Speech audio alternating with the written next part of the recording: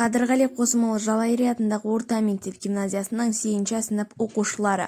Қазақ тілі түркі тілдерінің қыпшақ тобына, соның ішінде қарақалпақ, ноғай, қарашай тілдерімен бірге қыпшақ, ноғай тармағына жатады. Сонымен қатар қырғыз, татар, башқұрт, қарашай, балқар, құмы, қарайым, қырым-татар тілдеріне жақын. Қазақ тілі диалекттерге бөлінбейтіні ғылыми түрде дәлелденген. Абай Құнанбаев атамыз былай деген екен: тіл жүректің айтқанына көнсе, жалған шықпайды. Ақылдың тілін алса, жүрек ұмыт қалады деген екен.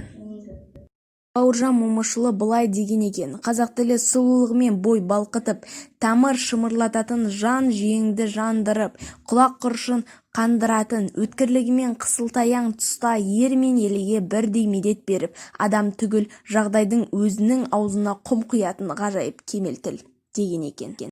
Қазақстанның болашағы қазақ тілінде. Нұрсұлтан Назарбаев: әрқайсымыз қазақ болып, қазақ тілімізді жетік білсек қана біз нағыз патриот боламыз. Қазақ деп біздің жүрегіміз де, тіліміз де, ойымыз да солай жасауы керек. Сонда ғана біз нағыз қазақ бола аламыз.